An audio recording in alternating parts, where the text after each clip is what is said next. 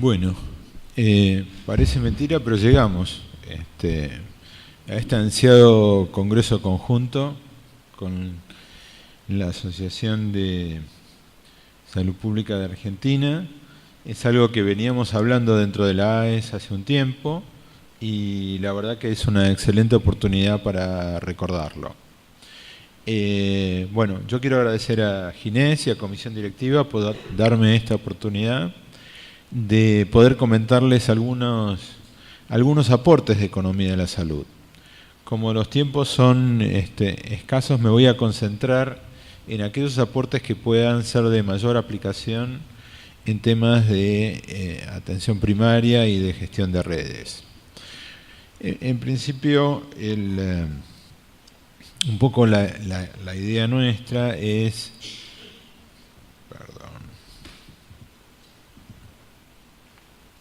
Ahí está.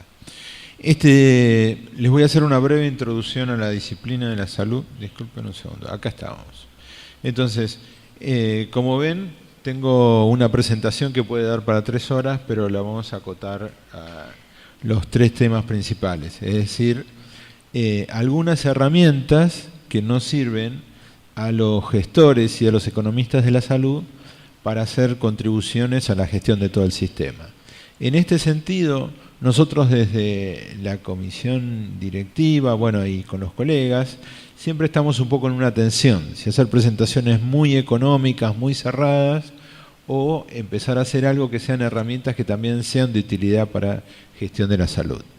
Así que voy a pasar rápidamente por cómo es la estructura de disciplina, aspectos de financiamiento, que van después a hablar a lo largo de los 3 días varios expositores, y me voy a concentrar en carga global de enfermedad y variabilidad de la práctica médica, evaluación de tecnologías y PMO, y las enfermedades crónicas no transmisibles y las redes integradas de asistencia, en base a una oportunidad que tuvimos de estar visitando el País Vasco e ir viendo una red no solo desde lo teórico, sino desde organizaciones que tienen 15 años funcionando e integrando hospitales de alta complejidad con niveles de atención primaria. Y en el caso de los vascos, el resultado es totalmente impactante porque tienen una esperanza de vida promedio de 85 años, donde las mujeres llegan a los 89, hay algunos chistes ahí que por tiempo no vamos a hacer, y los hombres a los 84. Bien, este es el enfoque tradicional de economía de la salud un poco adaptado, y en realidad a mí lo que me interesa más es destacar que nosotros como economistas de la salud en realidad terminamos mirando siempre el problema de salud, que es el que está aquí central, ¿sí? Y si bien hay nuestros análisis tradicionales de demanda y oferta de atenciones de salud, de los sistemas de salud, nuestra preocupación central es el problema de la salud y cómo contribuimos y cómo ayudamos con nuestros análisis a que se resuelva la carga de enfermedad de la población, que es un concepto que ahora vamos a ver brevemente, pero que un poco identifica lo que son las necesidades de la población atendida. Así que este enfoque de Constantopoulos es el que nos parece más representativo del enfoque de economía de la salud. Obviamente que en todo esto, cuando nos metemos en oferta de atenciones, aparece todo el tema de evaluación económica aquí abajo, y es un tema relacionado con paquetes de beneficios, con efectividad del gasto, con lo que hacemos a nivel de sistema, con lo que hacemos a nivel de hospitales y con lo que nos propone muchas veces los mercados o la Big Pharma y todos los desarrolladores de tecnologías médicas. Medio difícil escapar a la tentación de poner esta placa de Joseph Stiglitz con un buen reportaje que hubo de colegas de aquí de la Universidad de Salud, donde él decía: debemos priorizar el bienestar social sobre el beneficio privado. Eso también forma parte de nuestra definición como economistas de la salud. Revisando la literatura,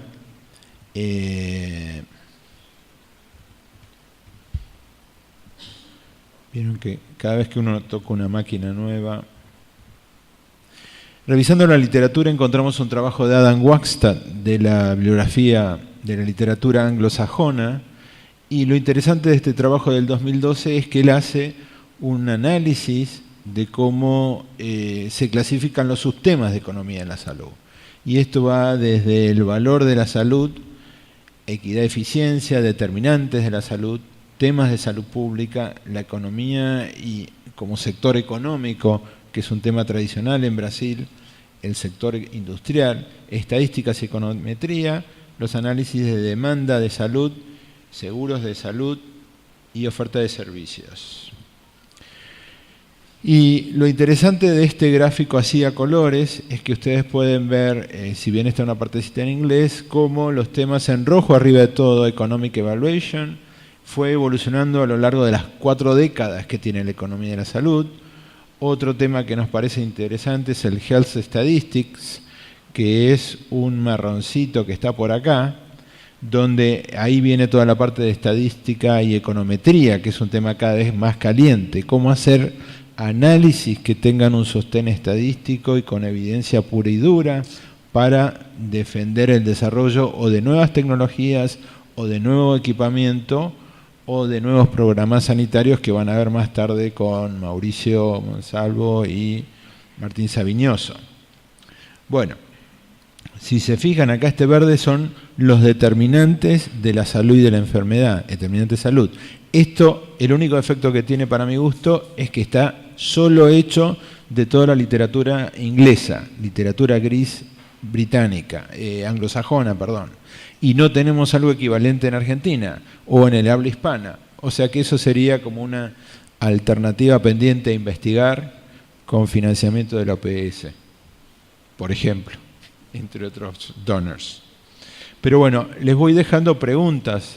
Bueno, el típico análisis que hacemos es cuánto gastamos en PBI y cuáles son los resultados. Y en términos de resultados de salud, esto es lo tradicional, ver mortalidad infantil y esperanza de vida en años, que yo les decía hace unos segundos. En el País Vasco esto es casi una década arriba. En la comunidad autónoma del País Vasco ellos gastan 3.200 millones de euros año, un tercio de su presupuesto de la comunidad, y logran esperanzas de vida de 10 años más que el caso argentino. O sea que es interesante empezar a ver las experiencias exitosas y, como siempre, ser muy cuidadoso con lo que podemos extrapolar o no. Esto, bueno, también lo va a hablar Oscar y lo va a hablar Jorge Remelenikov. Básicamente mostrarles esta parte de cobertura y recordar que, por ejemplo, acá en el subsistema público provincial, aquí hay hospitales públicos provinciales. Y esos hospitales, en general, suelen ser el 50 o el 60% del presupuesto provincial. O sea, nosotros, por algunas razones, nos cuesta mucho avanzar en el estudio del presupuesto, del gasto y del costo dentro de los hospitales, pero les doy una señal de atención, nos estamos olvidando de medir o nos falta medir si esos hospitales son racionales o no, cuántos recursos humanos utilizan, qué tecnologías utilizan y sobre todo, similar al caso del País Vasco, cómo se pudieran hacer pool de compras y pool de recursos para optimizar dentro de las redes. Bueno, seguimos. Bueno, esto no le vamos a hablar porque esto es nuestro enfoque. Nuestro enfoque es ante todas las necesidades de salud de la población, la carga de enfermedad. Y a partir de ahí ver efectividad de políticas sociales de salud. Y después esa efectividad de políticas de salud, cómo se relaciona con la evaluación económica, con las distintas metodologías y cómo eso se traslada y se monitorea. Argentina, a veces yo digo que parece Haití. No tenemos información ni de qué tecnologías estamos aplicando, no tenemos las historias clínicas informatizadas, mucho menos las tenemos integradas y en términos relativos tampoco tenemos costo de los tratamientos que estamos aplicando. Así que fíjense que esto que se desarrolló en Ottawa con un centro colaborador de la OPS en ese momento en la Universidad de Ottawa, para nosotros todavía sigue totalmente vigente.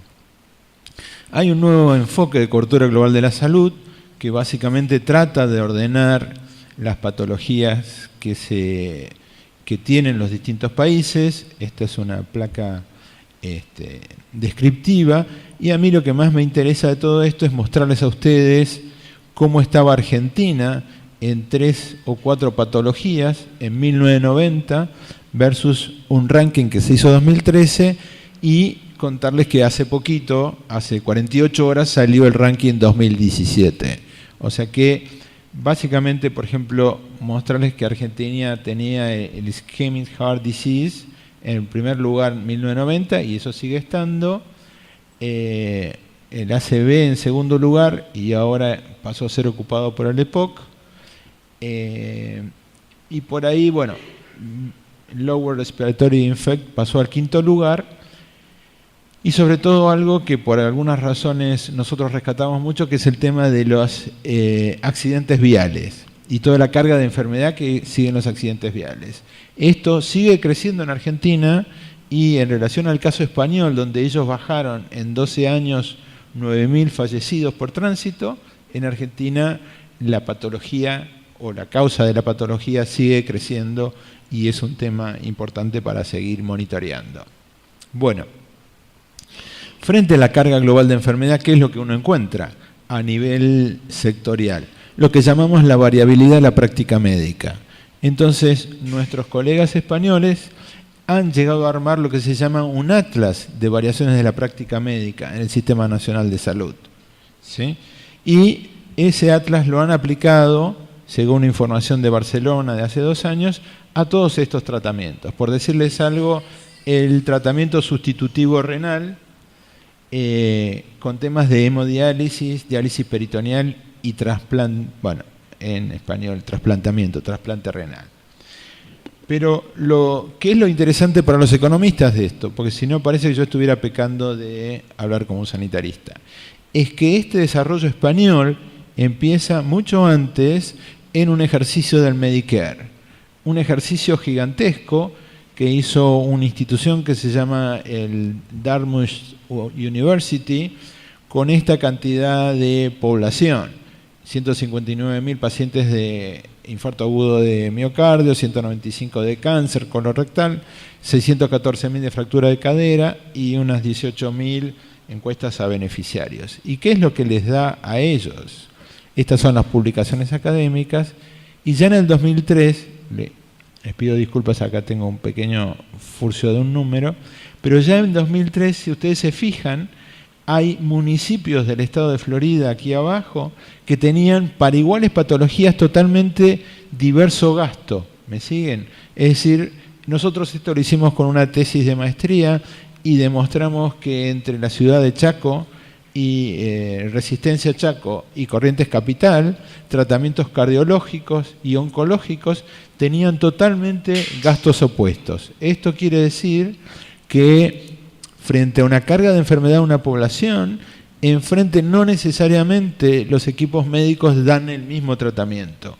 Y lo que está marcando es la necesidad, tanto a nivel hospitalario como a nivel de APS, de desarrollar guías de práctica clínica comunes y que permitan llegar a esto, que es homogeneizar de alguna forma los niveles de gasto, y no que esto genere gastos tanto en el sistema público como en todos los sistemas de seguro de salud, como obras sociales y prepagas. Bueno, el segundo aporte o contribución que les quería comentar es que, hay todo un desarrollo de evaluación económica de tecnología de salud en el mercado, y todo esto está desarrollado fuertemente por el área de laboratorios y la Big Pharma. Desde el lado del sector de regulación de todo esto, se empieza a hablar de paquetes de beneficios de salud. Esto tiene unos 30 años en la literatura, y un poco esta es la modalidad de trabajo. Por un lado se ven las necesidades de salud, y por el otro lado se ve el costeo de esas necesidades de salud. A esto se llaman los pares. Esto empieza hace 30 años en Oregon, en el estado de Oregon, y se empieza a desarrollar hasta que se determinan cuáles son los beneficios seleccionados en cada organización. En el caso argentino, esto es claramente el caso del PMO. ¿Cómo funciona el PMO? Les voy a mostrar con esta pequeña transparencia el hecho de que de repente se aparecen nuevas tecnologías. Nosotros, bajo una serie de análisis que hace la Superintendencia de Salud con apoyo del IEX y con apoyo de iSalud, va incorporando las nuevas tecnologías. Y para eso se fijan ciertos niveles de costos por cada una de las nuevas tecnologías. Esto es un proceso sofisticado, pero tiene mucho que ver con el tema de la identificación del paquete de beneficios de salud y lo que se llama hoy en día desinversión. Tecnologías obsoletas que se decide sacar, que estarían aquí dentro de la parte más roja al final de toda esta transparencia. Bueno, este es el plano ISER y esto es un análisis que se hizo con el IEX para una primera depuración allá por el año 2000. No me voy a poner a explicarles o repasar el ISER y todo esto. Aquí en eSalud tuvimos la oportunidad hace poquito, acá dice julio de 2008, fue noviembre, donde se discutió un poco el valor actualizado del PMO. Esto es lo que yo les decía. Aquí los hospitales públicos en Argentina, según datos recientes, se llevan 1,89 del PBI. Estos hospitales provinciales, ¿sí? Perdón, estos sectores de salud provinciales. La mitad de eso, del 1,89, son hospitales. Y no tenemos idea a qué costo producen, si el presupuesto es adecuado o no. La técnica de los economistas sería hacer estructuras de gasto, calcular los costos y poder llegar a tener alguna información para hacer costo basado en la evidencia.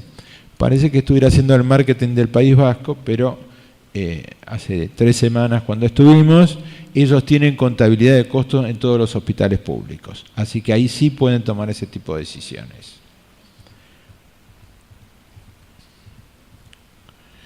Bien, el último punto que les quería comentar así en detalle es este tema de las enfermedades crónicas no transmisibles. Alguien me decía una vez, ¿y Ciudad de Buenos Aires cuántos hospitales de crónicos tiene? O solo tiene 33 hospitales de agudos, ¿sí?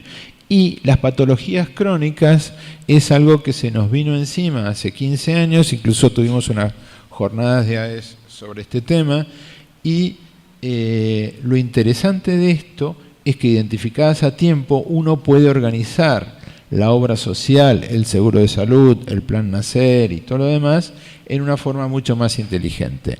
Lo que nos llama mucho la atención como economistas es esta otra, triángulo invertido. En otras palabras, en vez de hablarle del cubo de la CUS, le estoy hablando del triángulo de la pirámide de riesgo. Esta es la pirámide de riesgo. Aquí arriba tenemos los casos de pacientes de alta complejidad, complejizados, etcétera. Y aquí tenemos pacientes crónicos que solo se arreglan con menor cuidado. Pero lo que es interesante es que eso se acompaña de esto. Es decir, a los pacientes de alta complejidad, que suelen ser entre el 5 y el 10, de aquí arriba, esto nos lleva como el 35% del gasto de la obra social o de la prepaga o del seguro, Nacer, Sumar, etcétera. ¿Me siguen? Entonces, lo llamativo es que esto hace tiempo que se sabe y no se aplica. No hay estudios hechos sobre esto. Hay algunas tesis, algún trabajo que se hizo acá en iSalud, pero esto sigue estando ausente. Es decir, cómo monitoreo a los pacientes de alta complejidad y de alta cronicidad, ¿sí? Entonces, eso nos parecía un aporte. El País Vasco es como si yo les dijera el Walt Disney de los economistas, digamos. Es decir, hay un montón de información, hay un montón de cosas, y de los sanitaristas también. En principio ellos hablan de que todo esto, todo el sistema de salud tiene que estar integrado y todo tiene que estar orientado a la persona. Ahora, eso no es una declaración. Hay hospitales que están integrados con el primer nivel de atención hace 15 años, no es de ayer. Es Entonces el gerente general de un hospital de Bilbao que se llama Cruces gerencia los 25 CAPS de toda la zona y todo el tiempo a través de la historia clínica informatizada y de los sistemas de costos se van monitoreando. El viejo tema de referencia y contrarreferencia parece, digamos, es de museo. Ahí se hace todo en forma informatizada. Todos los profesionales acceden a la historia clínica. El otro detalle es que si un paciente quiere dejar su testamento o sus indicaciones para una época de cuidados críticos, lo deja establecido con su médico y con 2 funcionarios más y ningún familiar se lo puede modificar. Eso nos da la pauta de que en Argentina eso sería imposible. Tendrías 40 amparos, etc. Es decir, es otro planeta, es otra lógica, es otra cabeza. Bueno, lo interesante de todo esto, ellos hablan ya de la OSI, que es una organización sanitaria integrada que integra los 2 niveles, tienen contratos programa entre lo que sería la gerenciadora de todo el País Vasco, que se llama Osakidetza, el Camino a la Salud, y estos son las áreas donde hay indicadores. ¿Qué nos sirve para nosotros en Argentina? Esto, cómo desarrollar redes integrando los distintos sectores de APS y de hospitales y aprovechando la experiencia internacional, cómo fortalecer las redes existentes, por ejemplo, 2 ejemplos, red de hospitales pediátricos del Hospital Garrahan y la red de hospital italiano, muy opuestos, uno totalmente público, uno totalmente for profit y con duplicación de estudios, etcétera, etcétera. Y la última, que acá en iSalud se trabajó mucho en las redes integradas de servicios de salud, es cómo medimos, el famoso cómo cuantificamos esto, cómo decimos que esta red anda muy bien y la otra anda muy mal, y qué medimos. Bueno, eso sigue siendo un interrogante. Lo último, temas de innovaciones en salud, 2 ejemplos muy sencillos. Uno es, hoy en día se habla de medical devices, equipamiento médico, todo lo que vimos antes en PMO se utiliza para hacer evaluación de equipamiento médico y el universo es enorme. OPS está haciendo algo en estas cosas de cómo metodizar, poner método a la evaluación de equipamiento médico y hay desde desarrollos de 3D donde se hacen válvulas, donde se hacen piel, donde se hace todo un montón de cosas con 3D, hasta un robot quirúrgico. Contradicción encontrada en el caso del País Vasco. En el Hospital Universitario Cruces, la innovación tecnológica se llamaba el robot quirúrgico Da Vinci. Cuando fuimos a la agencia que se llamaba Osteva, estaban haciendo un estudio de evaluación económica de tecnología de salud y había un dictamen muy crítico acerca de en qué casos, o sea, como de acotar el equipamiento médico del Da Vinci a cierto tipo de operaciones. No en todas estaba dando de utilidad y costo efectivo utilizar el Da Vinci. Bueno, y el final es esto. Hoy en día se habla del Big Data. Hay un economista relativamente famoso de psicología, de Behavioral Economics, se llama Dan Ariely, que dice el Big Data es como el sexo en los adolescentes. Todos hablan de él, nadie sabe de qué se trata, pero todo promete que lo van a hacer, digamos. Bueno, entonces, en Argentina, ¿cuál es el desafío? Nosotros nos encontramos sin información, sin Big Data, sin historia clínica, sin costos. ¿Cómo podemos pasar a desarrollar todo esto y lograr algo que sí hacen los vascos, que es pasar de intervenciones clínicas individuales por paciente a intervenciones poblacionales? En esto no estamos solos, nuestros referentes son las AES de España, que para el año que viene en Universidad de Castilla-La Mancha van a hacer este congreso, hablando de transparencia y salud, la importancia de rendición de cuentas. También está IGEA, que el año que viene va a ser otro congreso, la COES de Colombia, la brasilera ABRES y hace poquito se hizo uno en Chile. Así que como ven, hay distintas organizaciones trabajando en integrar economía de la salud y gestión sanitaria. Muchas gracias.